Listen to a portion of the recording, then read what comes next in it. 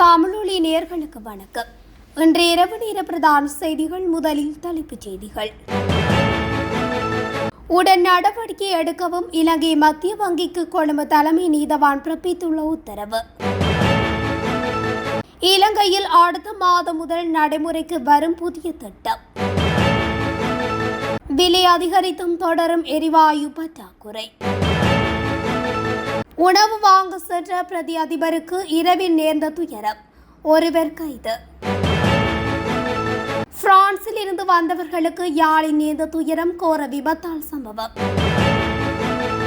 இலங்கை மக்களுக்கு மகிழ்ச்சி தகவல். உயிரை பறித்த சம்பவம், துயரில் கதரும் குடும்பம். பறித்த அச்சு இயந்திரம், கதரும் குடும்பம். முக்கிய தகவல் தொடர்பென விரிவான செய்திகள்.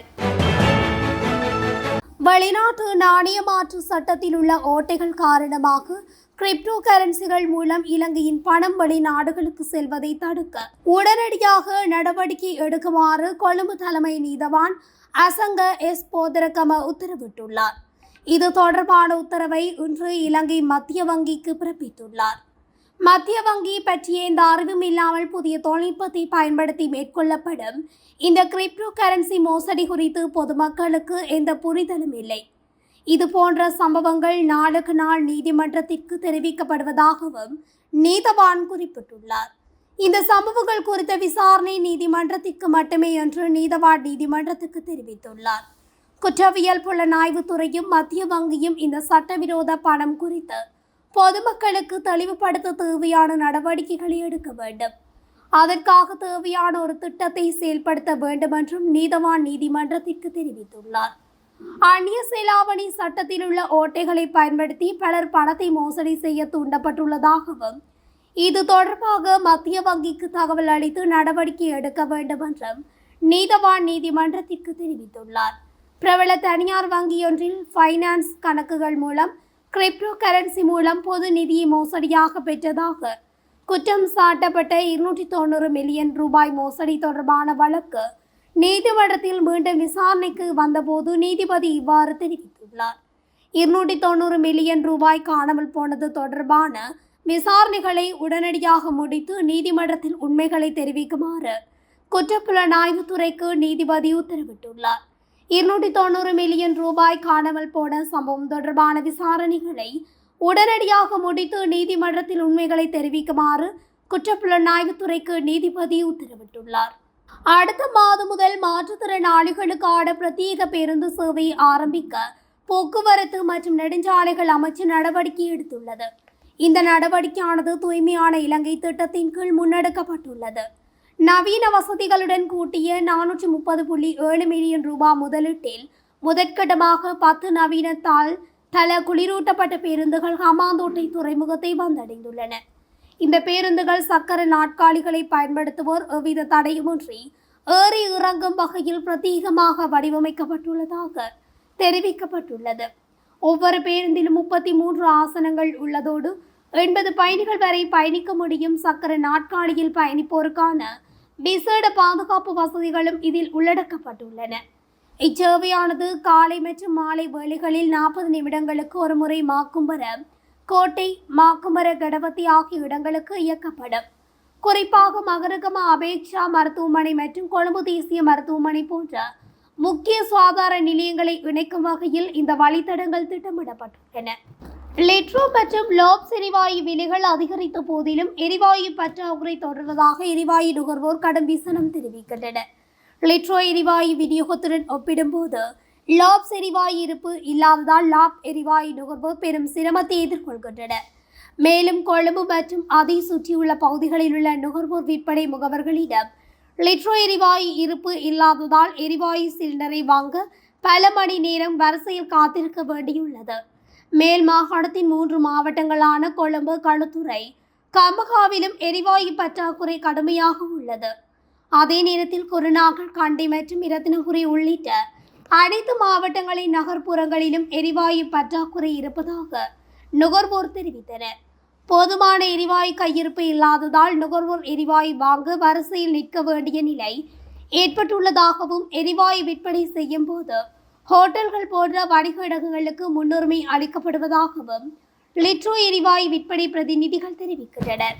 போதுமான எரிவாயு கையிருப்பு இல்லாததால் தாங்களும் பெரும் சிரமத்தை எதிர்கொள்வதாகவும் விலை உயர்வுக்கு பிறகு போதுமான எரிவாயு கையிருப்பு கிடைக்கும் என்று நம்புவதாகவும் லாப் எரிவாயு விற்பனை பிரதிநிதிகள் தெரிவிக்கின்றனர்.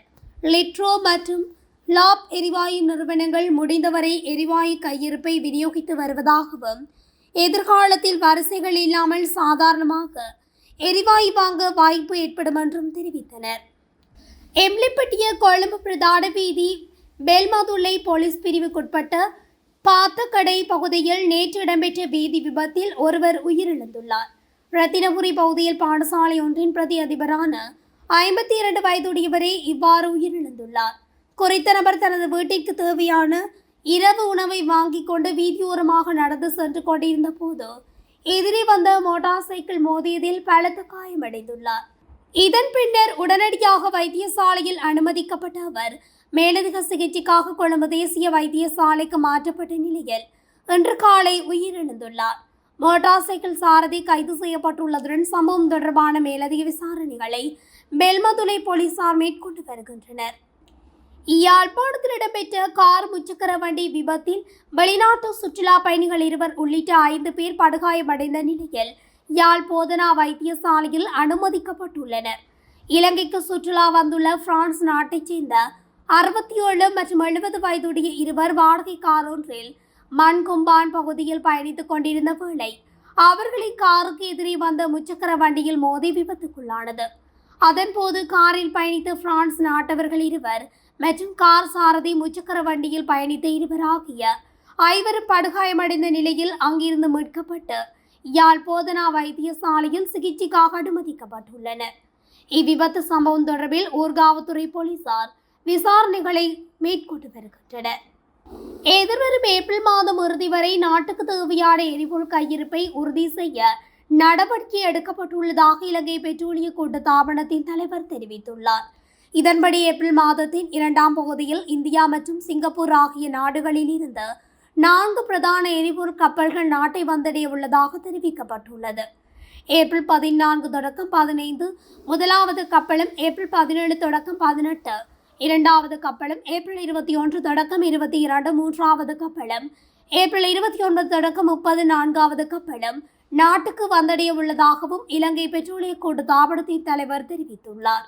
முல்லைத்தீவு மாந்தை கிழக்கு பிரதேச சபையின் வருமான வரி பரிசோதகராக கடமையாற்றி வந்த நபர் ஒருவர் பாம்பு கடிக்கு இலக்காகி உயிரிழந்துள்ளார்.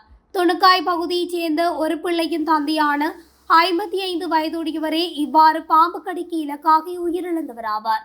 நேற்று துணுக்காய் பகுதியில் வயலில் வேலை செய்து கொண்டிருந்த போதே இவ்வாறு பாம்பு கடிக்கு இலக்காகி உயிரிழந்துள்ளார். இவர் முன்னாள் துணுக்காய் பிரதேச சபையின் வருமான வரி பரிசோதகரும் தற்போது மாந்தை கிழக்கு பிரதேச சபையின் வருமான வரி பரிசோதகராக கடமையாற்றி வந்துள்ளார். இவரது உடலம் உடற்கூற்று பரிசோதனைகளுக்காக முல்லைத்தீவு மாவட்ட வைத்தியசாலைக்கு கொண்டு செல்லப்பட்டுள்ள அதேவேளை போலீசார் மேலதிக விசாரணைகளை மேற்கொண்டு வருகின்றனர். பிலியத்தலை கொரகுப்பட்டிய பகுதியில் உள்ள தனியார் அச்சு நிறுவனம் ஒன்றில் பணியாற்றி வந்த இளம் குடும்பஸ்தர் ஒருவர் அச்சு இயந்திரத்தில் தலை சிக்கி நேற்று உயிரிழந்துள்ளதாக பிலியத்தலை போலீசார் தெரிவித்தனர். தெனியாய பல்லேக்கம பகுதியைச் சேர்ந்த 27 வயதுடைய குடும்பஸ்தரே இவ்வாறு உயிரிழந்துள்ளார். உயிரிழந்தவரின் மனைவியும் அதே அச்சு நிறுவனத்தில் பணியாற்றி வருவதாக கூறப்படுகிறது. சம்பவத்தன்று உயிரிழந்த குடும்பஸ்தர் மற்றொரு ஊழியருடன் இணைந்து இயந்திரத்தின் தினசரி பணிகளில் ஈடுபட்டுள்ளார். இதன்போது இயந்திரத்தில் ஏற்பட்ட கோளாறு ஒன்றை சரிபார்ப்பதற்காக மற்ற ஊழியர் இயந்திரத்திற்குள் தலையை நுழைத்த போது உயிரிழந்த குடும்பஸ்தரும் இயந்திரத்தின் மறுபுறமாக தலையை துளைத்துள்ளார். அவர் தலையை நுழைத்த அதேவேளை அச்சு இயந்திரம் தானாகவே இயங்க தொடங்கியுள்ளது. இதன்போது தலை இயந்திரத்தினுள் சிக்கியுள்ளது. படுகாயமடைந்த இரத்த வெள்ளத்தில் கிடந்த அவரை இனி ஊழியர்கள் உடனடியாக கோமாகம ஆதார மருத்துவமனையில் அனுமதித்த போதிலும் சிகிச்சை பலனின்றி அவர் உயிரிழந்துள்ளார். கோமாகம மரண விசாரணை அதிகாரி சிந்தக உதயகுமார சம்பவ இடத்துக்கு வருகை தந்து ஆரம்பகட்ட விசாரணைகளை மேற்கொண்டனர். 2026ஆம் ஆண்டின் 2ஆம் காலாண்டிற்கான மின்சார கட்டண திருத்தம் தொடர்பான இலங்கை பொது பயன்பாடுகள் ஆணைக்குழுவின் முடிவு இம்மாத இறுதிக்குள் அறிவிக்கப்பட உள்ளது. ஏப்ரல் முதல் ஜூன் வரையிலான காலப்பகுதிக்கு 13.56% மின்சார கட்டணத்தை உயர்த்துவதற்கு அனுமதி கோரி இலங்கை மின்சார சபை அண்மையில் பொது பயன்பாடுகள் ஆணைக்குழுவிடம் முன்மொழிவொன்றை சமர்ப்பித்துள்ளது. இதுகுறித்து பொதுமக்களின் கருத்துக்களை கேட்டறிவதற்கு பொது பயன்பாடுகள் ஆணைக்குழு நடவடிக்கை எடுத்துள்ளது. இத்திட்டத்தின் 3ஆம் நாளாக இன்று மாத்தளை மாவட்டத்தில் பொதுமக்களிடம் கருத்துக்கள் கோரப்படுகின்றன. இத்துடன் தமிழொலியின் இன்று இரவு நேர பிரதான செய்திகள் நிறைவடைகின்றன.